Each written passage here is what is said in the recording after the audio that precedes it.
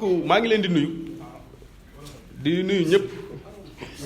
surtout les journalistes seen présence fii nii am na solo parce que objectif bi moo nekkoon rétablir la vérité parce que aussi bu ñu nekkee di ànd ñu nekk ay politique ku nekk war na mën a am position am mais parfois il faut aussi nga wax nit ñi dëgg parce que daa am ñoo xamante ne dañoo jug au niveau des législatives ñun yëpp xam ngeen nu mu demee au niveau du département de Matam am na ñu jóg créer ay listes parallèles le ministre de la justice je dis bien je le précise dafa parrainer ay nit pour ñu nekk ay listes parallèles au niveau département pour casser l'unité bi amoon ci département bi yàlla def na ne boo xoolee tey ñu bëri ci ñoom mën naa wax ne boo xoolee au niveau de ce département là amuñu lu ñu bëggoon mais n'empêche sont des responsables ki ñëw am na ñoo xamante ne am nañ seen base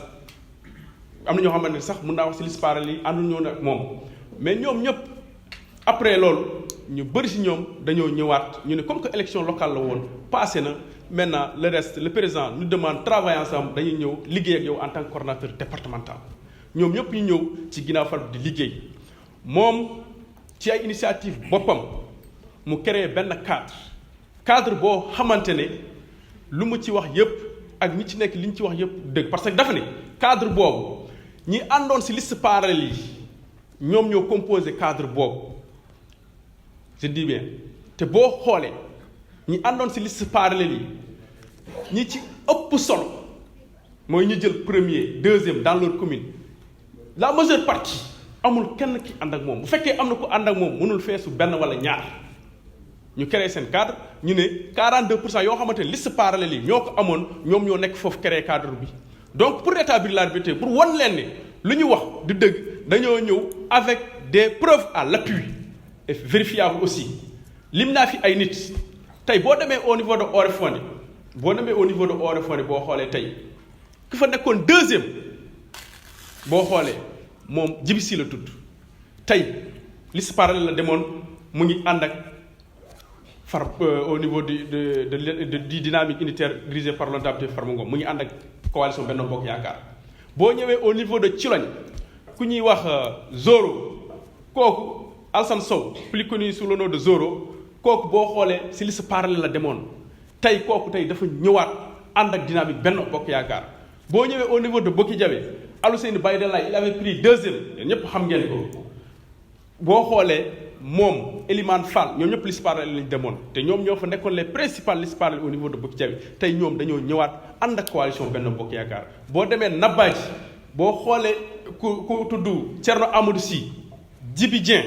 ñoom ñëpp ci ay liste parallèle lañ demoon tey dañoo ñëwaat àndaat ci dynamique Benno Bokk Yaakaar boo demee Ourossogui ku ñuy wax Samba Siré Dia ak Ismaïla Dembélé ñoom ñoo àndu ci liste parallèle tey boo xoolee dañoo ñëwaat ànd ak coalition Benno Bokk Yaakaar dans la dynamique unitaire pour les élections législatives nekk ci ginnaaw coordonnateur boo xoolee au niveau de Matam aussi pareil donc tey bu ñu déggee ñooñu toog avec du faux ñu ne ñooñu ñëpp tey 42 ñoo xamante ne ñooñu ñoo construire 42% yi ñoom ñoo créé benn cadre loolu jàpp naa ni day baax ñu ñëw leeral leen wan leen ne cadre boobu ñuy wax dara amu ci c'est du bluff c'est une coquille vide c'est juste un instrument politique pour essayer de créer la division au niveau de Matam et te loolu mënul nekk du mus a nekk parce que tout simplement de un ñoom xam nañ ko y a rien dedans deuxièmement la coordination la COJER tey ñun ñëpp xam nañ l'instance juvénile ce que ça représente dans un parti tey ñoom xam nañ ne amuñu kenn koo xamante ne à part ñoo xam ne dañ leen di fay peut-être ñëw pour essayer de créer la zizanie yi amul kenn ku ñu àndal donc pour wan leen ne rek pour apporter la vérité tey ñun du ñu xaar ñooñu ñoo xamante ne dañ leen jël boo leen ci cadre boobu dañu leen xaar ñooñu tontu mais ñun en tant que une jeunesse du parti légalement reconnue et légitime ñooñu comme dem nañu ba nangu ànd ak ñun donc il est important ñëw fii wax leen ne exactement gars yi li ñuy wax dara amu ci ñooñu ñu lim yëpp kenn ci ñoom nekkul foofu coquille vide la c'est un instrument politique pour exister parce que il sait politiquement il est mort c'est ça la réalité donc nag loolu day baax boo xoolee tamit moom 2019 la ñëw ci parti bi il est venu en 2019 depuis 2008 ba léegi élection bu am Matam Macky da koy gagné ak 93% ou 95%. ku ñëw 2019 bu kooku bu waxee tey am na ñu nekk ci ginnaaw wala mun na changer la donne au niveau département de Hann xam ngeen loolu mënul nekk c'est pas vrai c'est de la politique. loolu nag da doon baax vraiment ñëw fii pour leeral leen wax leen ni loolu amul.